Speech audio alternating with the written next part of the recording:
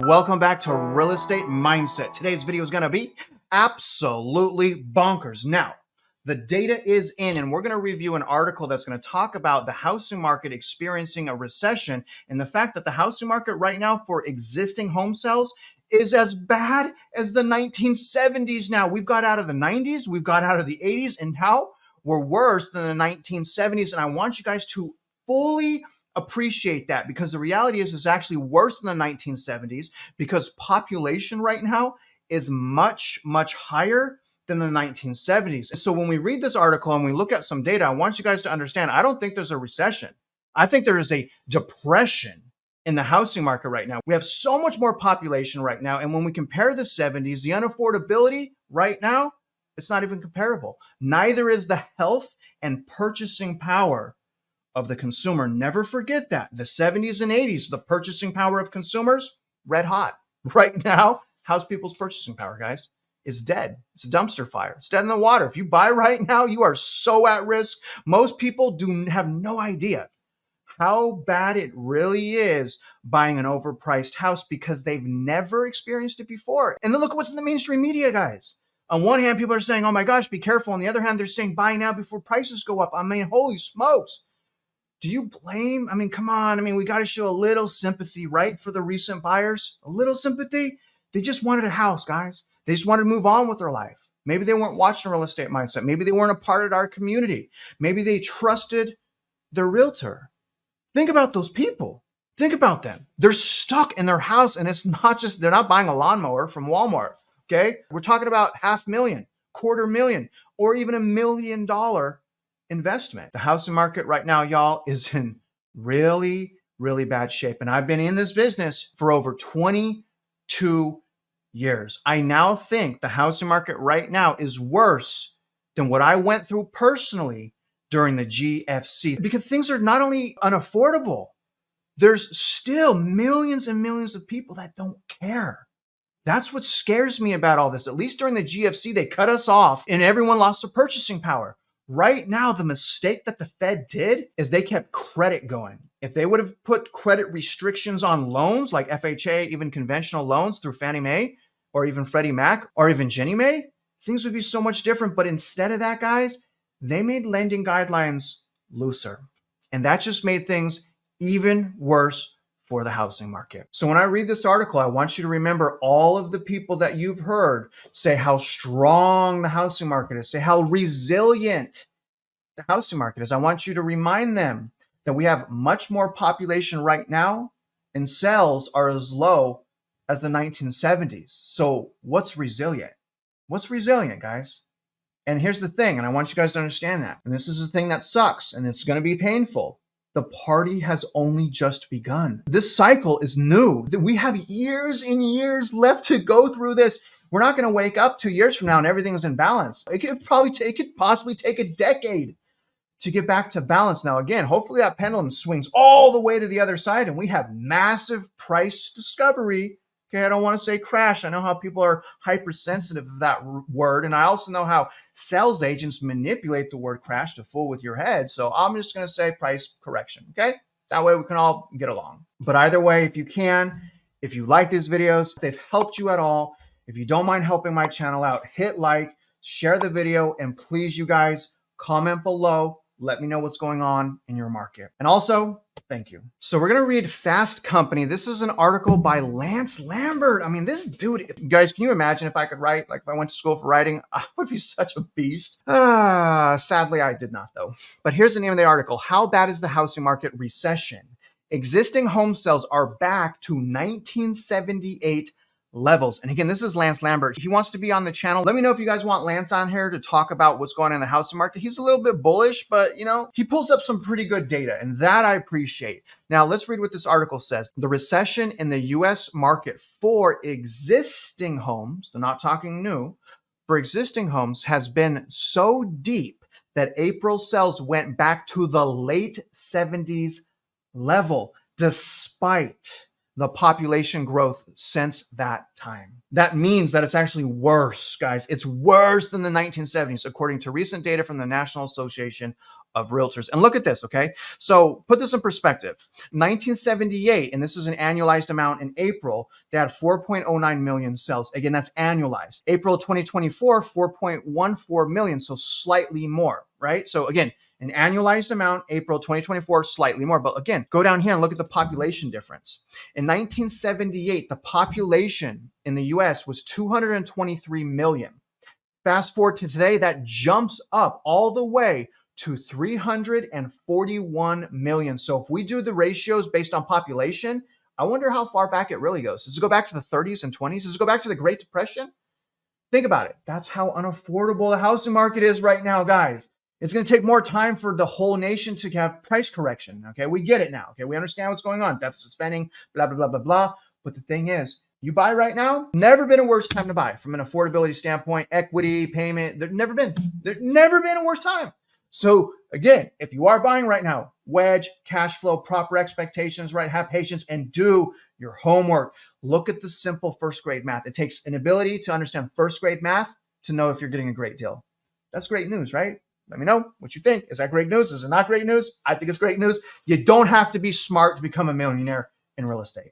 You don't have to be smart to find a home in your dreams. You just have to be patient, and that might be even harder. Now, this is going on. The reason, of course, is that housing affordability has deteriorated so much that many buyers and sellers, there's the key, that's the flood of listings, the sellers alike have pulled back from the market. Many homeowners would have otherwise liked to sell, and they still will. If mortgage rates go down, say 100, 200 basis points because we're in recession and everyone's losing their job, I can almost guarantee you 100%. There's going to be a flood of inventory. That's not even a guess. It's like scientifically, that's exactly what's going to happen. Like, we know the golden handcuff effect. Like, there's no guessing that. That will happen. The question is the demand strong enough to absorb it? And the answer is no. No, it's not. As far as qualifying, right? Everyone wants to buy that doesn't own. I'm talking qualifying. But this, again, goes on just to say that people are staying put because they don't want to trade their 3% for a 7%, and they can't afford to do that. Now, this is very interesting right here. This chart, you guys, this is where Goldman Sachs expects the U.S. existing home sales to go in 2024 through 2027. Very small increases. I mean, this is bad. They're basically saying the growth for the next 3.5 years is going to be, it's going to be a similar growth right outside the great financial crisis.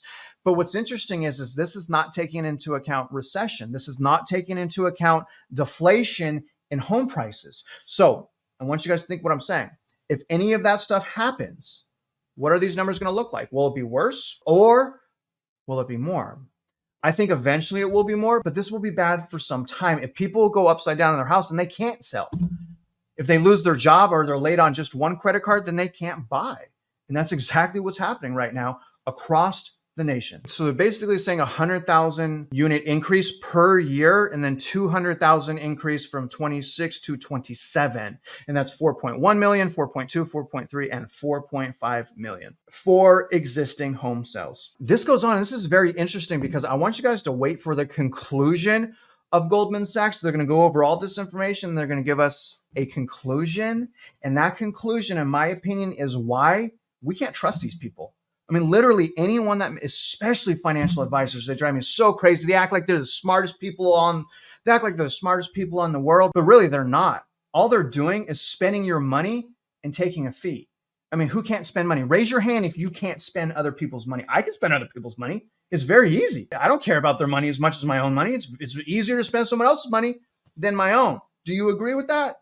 Well, it depends what the fee is, right? I mean, if the fee is 30% and I'm using someone else's money, then I'm not going to do it. But you guys understand my point. Now, Goldman Sachs projects that existing home sales will slowly drift up actually to 4.1 million in 2024. Now, remember, you guys, I guessed with Jason about 3.5 million, maybe 3.75 million in home sales.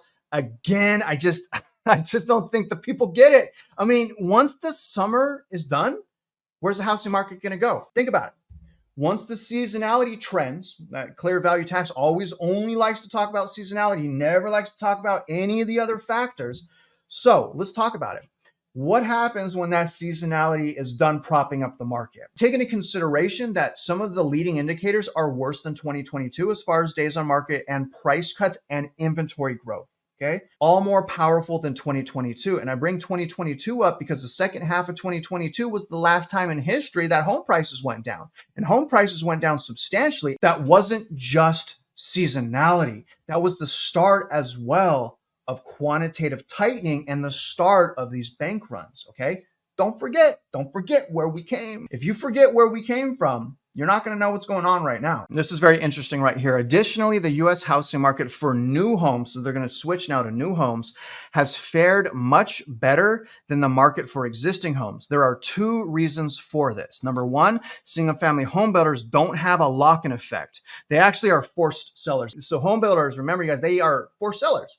They must sell their houses. They have financial obligations, penalties, and interest dues if they do not. So new home builders are always going to be forced sellers. The thing is there's people buying still. Now, number two, home builders, where needed, have introduced affordability adjustments like outright home price cuts or mortgage rate buydowns to move product. Many sellers in the existing market have resisted coming down on price, or they're a new homeowner and they can't go down on price. And why can't they go down on price if they're a new homeowner? Because remember, okay, it costs to sell your house about 8%.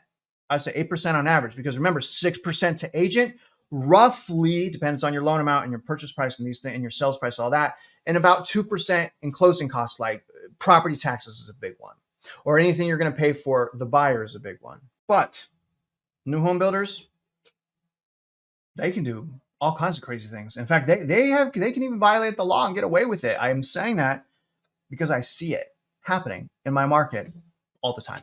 And I believe I can prove that. And I believe I have proved that for most of my viewers, to be honest with you. Nevertheless, let's see what Goldman Sachs is saying and expecting as far as new home sales. Now, new home sales, actually, they expect to continue to do well. Next year, going up to 768,000 units sold, 766 next year, and then 810. The very interesting thing, again, you guys, is this is not reporting all the data. They have disclosures in the data stating they're not using all of the data. In fact, the last report I looked at, they're saying they're only using about 76% of the data, which means it's missing a quarter of the pie. How are we missing a quarter of the pie? It's 2024. We have AI. Why are they still using surveys completed by builders to understand what's going on in the new home market? How can you do that? They say this to us and we still don't care. I swear, it's crazy. Financial bias. It says it on the census report. There's financial bias. We only got about 76% participation rate. And this is what the Fed is using for data. Why? Just make a requirement, please. I mean, and I say that because the government is incentivizing the builders to build.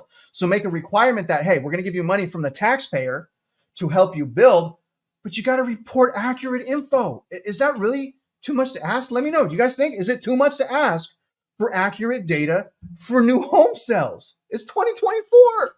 Let's just send some AI out, man. Let's send an AI, put it on a drone, and let's figure out what's going on. Now, look at these bulls. You know, bulls are going to be bulls, you know, and I'm going to say, guys, not all bulls will be bulls. I've been a bull my whole life. In fact, I've only been bearish for 2.5 years. This is new for me. I love real estate. I want to buy real estate. I love it. But right now, I mean, I would have to be a complete scumbag if I wasn't honest about how I really felt about the housing market, which is just overwhelmingly toxic. It is just, it's just mind blowing. It really is. It's so mind blowing what's going on right now.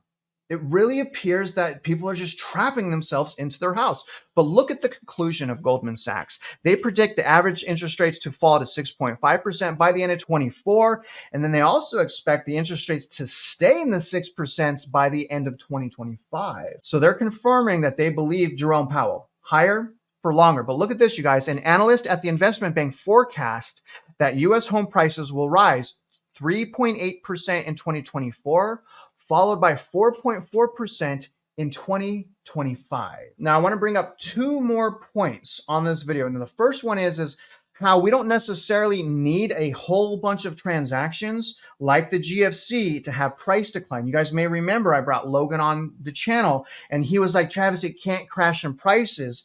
There was a few reasons, but one of the primary reasons was because there wasn't enough loans and transactions that were originated. But my point to him was, it doesn't matter. If people can't pay their bills and people stop paying their bills because they're not making enough money, then it will collapse without that. And we have proof. Unfortunately, I didn't bring this up at the time because I didn't have my man Jerome Powell. Okay, so if you guys, by the way, if you're on X or Twitter, go to GRomePOW. Okay, this guy, he's an absolute beast. I'm going to show you his chart because I want to show you that home prices can go down even when transactions are low like they are now. Let me see if you guys know, actually. I'm going to give you guys a test, okay? When did house prices go down when we had a low number of transactions? When? 1990, 1991. Let me show you something. So I want you guys to first look at those orange lines. So the orange vertical lines, okay, right here, that represents the number of transactions. Now, again, in 1990 and 1991, we had nationwide price decline. Some areas got hit real bad. Okay, but I'm saying nationwide, there was price decline. Look at how few sales were leading into 1990. So Logan's whole premise, as far as this is concerned, in my opinion, is bogus. Like, I see how he's playing with the data, but again, when we go back to the 1990s, look at, they were at what, slightly, they were under 4 million as well. They had less than 4 million transactions for what, a decade almost going into the 1990s. So again, we don't need that type of credit explosion. We don't. What happens is, again, we have the big blow up in prices and value. And then the other part of the equation, people stop paying. When people stop paying, that's when we'll have rate cuts. That's when we'll have, let me take that back. That is when we'll have significant rate cuts and unemployment. Now, in conclusion, I want to tell you guys what I have done to strategize purchasing a house. As you guys should know by now, I live in a mold rental right now. I'm forced out in June, which is I definitely do not want to buy or rent in June. But what I did, you guys, before I decided to rent again and extend that 1-year lease, I did a full analysis on my market. So the way I do that is, and if you're a realtor, this will make sense, is the first thing I do is I put filters on my search. So I'm only looking at listings that already have at least 10% in equity. Okay, or wedge or value. So 10%. So if it's for sale for $300,000, it's worth $330,000. That means 10% wedge, right? Because there's $30,000 above what I paid for it. So that's actually really good news. Okay. So I filter the MLS to only show me listings with 10%. And then what I do is I go out to those properties and I try to get off another 10 to 20% off the listing. Now, if you don't want to get stuck in paperwork, what I do is I just text the agent. I ask the agent, hey, is it okay if I send you a verbal offer? And then when we come to an agreement, I'll send you the official offer because remember, verbal is non-binding. But it gives me the ability to negotiate a whole bunch of houses very quickly, doing no paperwork and spending no money. And here's generally how I know if a realtor is going to play. Okay, if I go look at a house and they ask me for feedback. Anytime an agent asks me for feedback, I'm like, yes, let's go. At least they're working. Because the other half of the agents, they never even respond. The other half of the agents are absolute garbage and trash and should never, ever have accepted the listing because they don't even pick up their phone. They don't respond to texts or emails. We can't even see some of these houses because the agents disappeared. So if you have an agent respond to you and you're a buyer's agent, respond, do you have feedback? That's your opportunity to start negotiating and getting that listing price down. At least that's what I do. And other than that, guys, I really appreciate you hanging on this video. Let me know what you think. Are we in a recession, depression? I'm going to call it a housing depression. We just need a few more things to happen to get back to balance. More inventory and much lower prices. How long is that going to take? I don't know. 7 years, 10 years, who knows? But it's going to take a long time. So be patient right now and fix your purchasing power. Live your life in a way to where your purchasing power only gets better. And other than that, guys, if you're out there investing in real estate, you already know I wish you luck and I hope you win.